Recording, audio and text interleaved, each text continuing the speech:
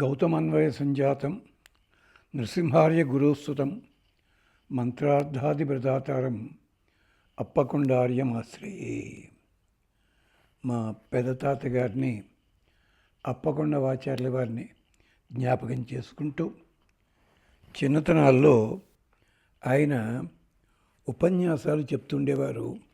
అంటే పురాణం చెప్పేవారు ఆయన.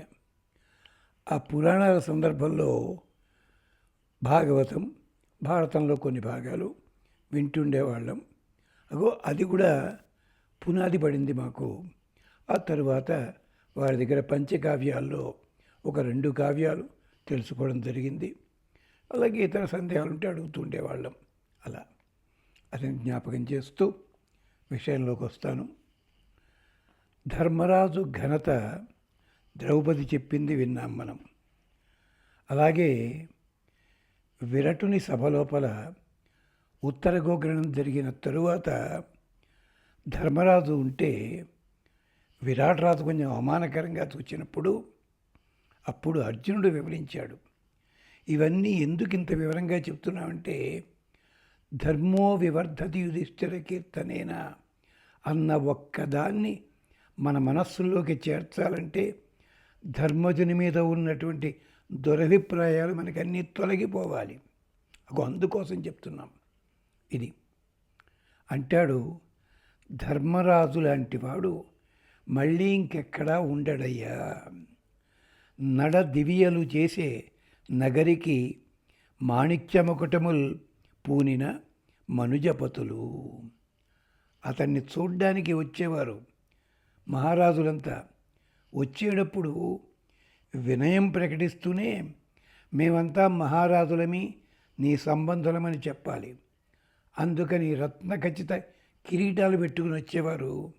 వాళ్ళు వస్తుంటే నగరంలో పట్టపగలే పెద్ద పెద్ద దీపాలు వెలుగుతున్నాయా అనిపించేదట.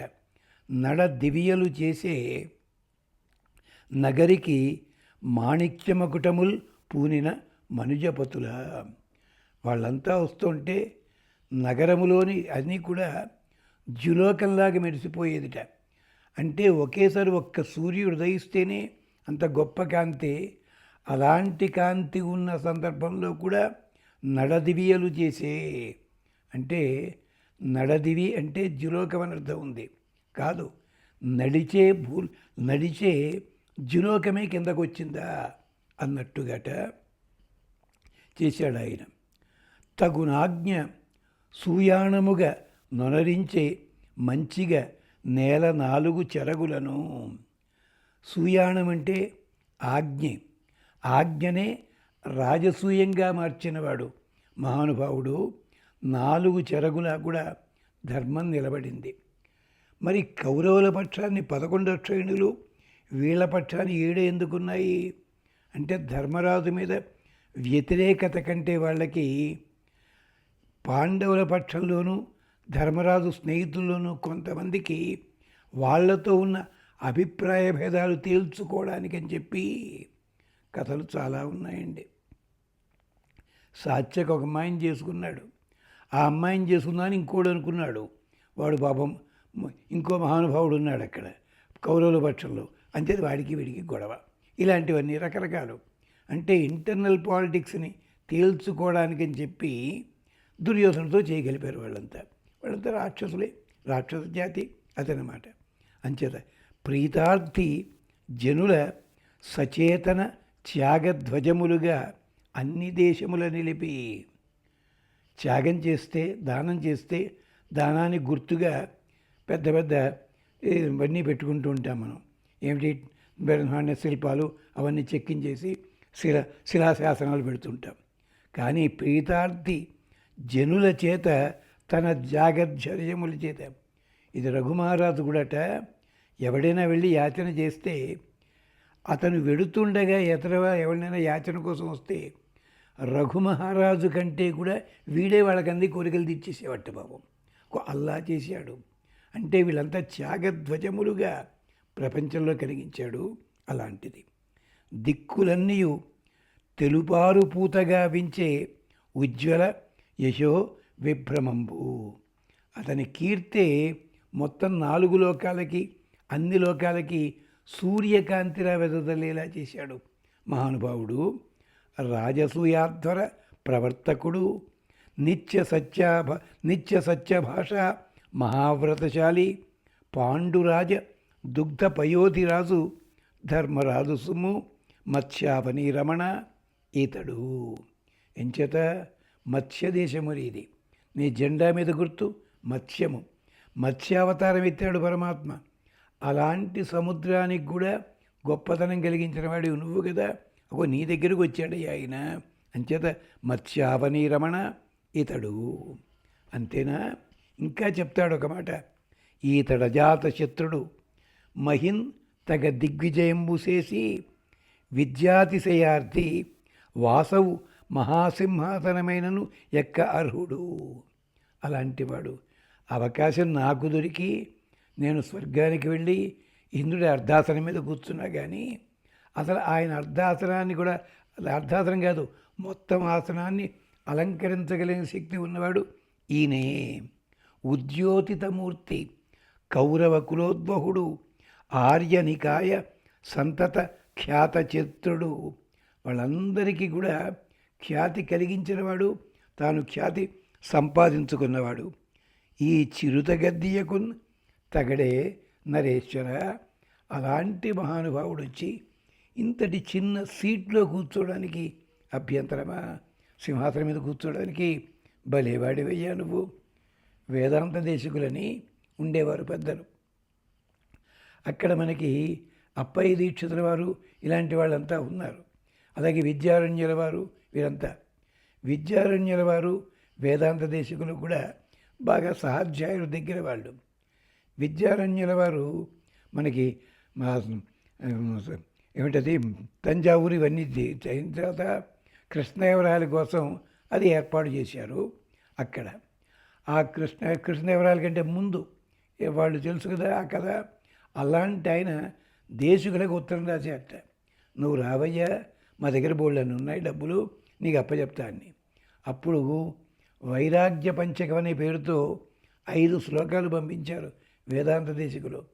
దాంట్లో ఒక చోట అంటారు, ధనంజయ వివర్ధనం ధనం అబాధనం అంటూ మొదలుపెట్టి ఎక్కడో 84 లక్షల జీవరాశులు ఉన్నాయి, ఇన్ని కోట్ల భూమండలాలు ఉన్నాయి, దాంట్లో దానికంతటికీ పరమాత్మ ప్రధాన రాజా. మీ మహారాజు ఎవరైనా విజయనగర సామ్రాజ్యం రాజు. ఎంతటి మహామండలంలో సూది మోపినంత ఖాళీ స్థలంలో దానికో రాజు, దానికో ఖజానా, దానికి నాకు అధికారం ఇస్తావా? ఎందుకయ్యా ఇదే? అవసరం లేదు. అస్థిమే హస్తిశైలాగ్రే వస్తు పైతామహం ధనం. హరేరాయలు బుక్కరాయలు వాళ్ళ దగ్గరే కాదనంటలేదు, నాకు అక్కర్లేదన్నారు. అలా ఈ చిరుత గద్దీయకు తగడే అదిట అంటూ ఇక్కడ కొసమెరుపు కూడా చూపించాడు అర్జునుడు. వీళ్ళంతా కూడా ధర్మాచరణ జరిగినా కానీ తెలియని ప్రమాదాలు సంభవించవచ్చు ఒక్కొక్కసారి. ఉదాహరణకి జ్యేష్ఠుడికి రాజ్యం ఇవ్వాలి, అది నియమము. దశరథుడు రాముడికే రాజ్యం ఇస్తా అన్నాడు. కానీ అంతకుముందే కైకమ్మని వివాహం చేసుకునేటప్పుడు వాళ్ళ మామగారికి ఇచ్చిన మాట ఏమిటండి? కైకమ్మ కలిగిన సంతానానికి రాజ్యం ఇస్తా అన్నాడే, ఆ మాట ఏం చేశాడండి? అలాగే కైకమ్మకి వరాలు ఇచ్చాడు, ఆ మాట ఏం చేశాడు? సభలోపల అనౌన్స్ చేశాడు, మా వాడు రాజని చెప్పి. మరి ఆ మాట నిలబెట్టుకోలేకపోయాడే. అంతేకాదండి, రామచంద్రస్వామికి సీతమ్మకిను ఎంతసేపు రాముణ్ణి పిలిచాడు, సీతమ్మని పిలవలే. బ్రహ్మచర్యం పాటించమన్నాడు. మీరు విడివిడిగా ఉండాలి, ఒట్టి నేలమే సేనించాలి, రంగనాథుడు పాటించాలి, ఇవంతా చెప్పాడు. వశిష్ఠుడు కూడా కాస్ట్లు ఇచ్చాడు, చూసుకోవయ్యా అని. కానీ తాను ఎవరింటికి వెళ్ళాడండి? ఎవరింటికి వెళ్ళాడు? కైకమ్మ ఇంటికి. మీరంతా బుద్ధిమంతులు మర్యాదస్తులు కనుక ఏదో కైకమ్మకి వార్త చెప్దామని వెళ్ళాడు. కానీ వాల్మీకి మొహమాటం లేకుండా చెప్పాడు, రథ్యర్థం మహారాజ కామబల సంయుక్త. ఏమైంది ధర్మాచరణ? అంతేనా? అందరూ కలిసి పురోహితుడిని తిడతారు. వశిష్ఠుడు పెట్టిన ముహూర్తం ఇలా తగలండి ఏమిటండి అని. ముహూర్తం వశిష్ఠుడు పెట్టలేదు, అనౌన్స్ చేసిన వాడు ఎంతసేపు కూడా ఈ మహానుభావుడు దశరథుడే. పైగా ఎప్పుడు పెట్టాను ముహూర్తం? రేపు పంచమి చాలా బాగుందని చతుర్థి నాడు పెడతాడు ఆ ముహూర్తాన్ని. ముహూర్తం అనౌన్స్ చేయొచ్చా చతుర్థి నాడు? తప్పు కదా అది. దాన్ని మాట మాత్రం ఎవరికి? వశిష్ఠుల వారికి పెడతారు దుకాణం అంతా. ఇలాగే ఇన్ని ప్రమాదాలు జరిగాయి. అంటే ముహూర్తం సభలోనే ప్రకటించినా కూడా చవితి షష్ఠి చూసుకోలేదు, పెట్టేశాడు ముహూర్తాన్ని. అనుమతి తీసుకోలేదు, తనే అనౌన్స్ చేశాడు. అలాగే బ్రహ్మచర్య విధిలో అంతేకాదు, రామా నీకే రాజ్యం, నీకే రాజ్యం. అమ్మాయితో కూడిన నీకు రాజ్యం అనొచ్చు కదా, అనలేదు. కానీ యువరాజ పట్టాభిషేకమైనా కానీ అమ్మాయి పక్కన ఉండాలి, అది ఉంటుంది.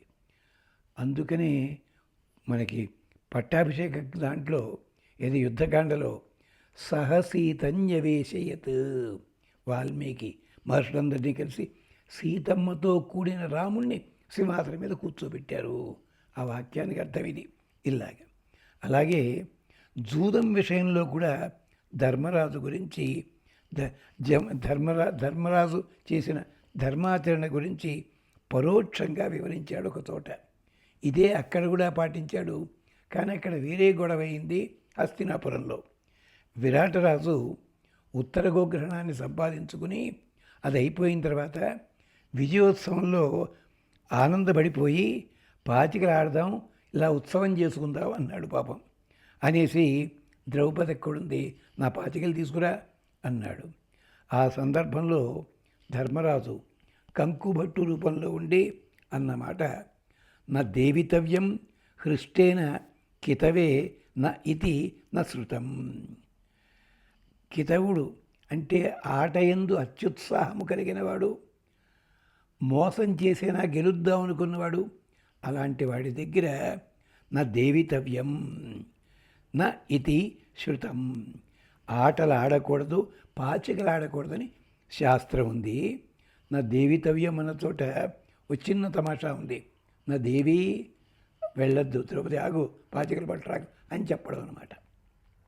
అలాగే అందుకని తం త్వామిద్య ముదాయుక్తం నాహం దేవితం ఉత్సహే. అందుకనే నీతోటి ఇప్పుడు నేను పాచికలు ఆడను. ఎంచేత మహోత్సాహంలో ఉన్నావు, ఏదో మాట మాట్లాడతావు, అబద్ధమైతే నీకు ఇబ్బంది, నిజమైతే ఇంకోటి అవుతుంది. ఎందుకది అంచేత అత్యుత్సాహంతో ఉన్న జూదగాడితోటి ఆట కొనసాగించడం ధర్మశాస్త్రం, కొనసాగించరాదని ధర్మశాస్త్రము. నువ్వు ఆ దశలో ఉన్నావు మహారాజా, కాబట్టి నేను జూదాన్ని ఇప్పుడు ఆడను, ఇది ప్రమాదానికి దారితీస్తుంది. శకునితో చూడడం ఇలాంటి ప్రమాదానికి దారితీసింది కదా. అందుకని ధర్మతత్వ వివేచన అన్నది గ్రంథాలన్నీ కూడా చెప్పాయి. రామాయణం, భారతం, భాగవతం, నారద పురాణం ఇవన్నీ కూడా. ధర్మరాజు భీముడు ఉన్న విరాటుని నిండు సభలో సైరంధ్రి ధర్మాచరణ గురించి చెప్పింది 9 శ్లోకాలు. అది మన ధర్మరాజుకి వర్తిస్తాయి. ఆవిడ ఉక్రోషంతో చెప్పింది తప్ప ధర్మరాజును తప్పడానికి కాదు, విరాటరాజును హెచ్చరించింది. అకర్యాణం అనారంభాత్, నాయన చెయ్యకూడని పనిని చెయ్యవద్దు, ప్రారంభించవద్దు. కార్యాణం అనుపాలనాత్, ఏ పని చెయ్యాలో ఆ పని చేసి తీరాలి. ప్రజాసు ఏ సువృత్తా, అలాంటి వాటి యందు బుద్ధి కలిగి ఉన్నట్టయితే తే స్వర్గం ఆయాంతి భూమిపాహ, వాళ్ళకి అన్ని సుఖాలు కలుగుతాయి. మా ధర్మరాజు ఏదో గుర్తులు పెట్టుకున్నాడు, పొరపాటు చేశాడు, దెబ్బతిన్నాడు. కార్యాకార్య విశేషజ్ఞ కామకారేణ పార్థివ ప్రజాసు కిల్బిషం కృత్వ నరకం యాంతి అధోముఖ. వాళ్ళు స్వర్గానికి వెళ్తారు కానీ నరకానికి పోతారు. ధర్మరాజు కూడా అదే జరిగింది కదా. చూడండి ఒకసారి, మొట్టమొదటి నరకానికి వెళ్ళి అప్పుడు మిగిలిన చోట్లకి వెళ్ళాడు. కార్యాకార్య విశేషజ్ఞ, అది తెలుసుకుని ఉండాలి. కామకారేణ, అలా తెలుసున్న వాళ్ళు కూడా కోరికతోటి గనక ప్రజాసు కిల్బిషం కృత్వ, ప్రజలకి కిల్బిషం చేసినట్టయితే నరకం యాంతి అధోముఖ. అది గుర్తుపెట్టుకోవయ్యా. ధర్మరాజుకి కూడా అలాంటి ప్రమాదమే వచ్చింది. ఇలాగే సుమారు 7-8 శ్లోకాల్లో ధర్మాన్ని వివరించింది ధర్మరాజు కూడా ఇలాంటి ధర్మాన్ని సరిగ్గా పాటించని కారణం చేత కూడా దెబ్బతిన్నాడు మహానుభావుడు. అది గమనించండి. మిగిలిన విశేషాలు మళ్ళీ చెప్పుకుందాం. స్వస్తి.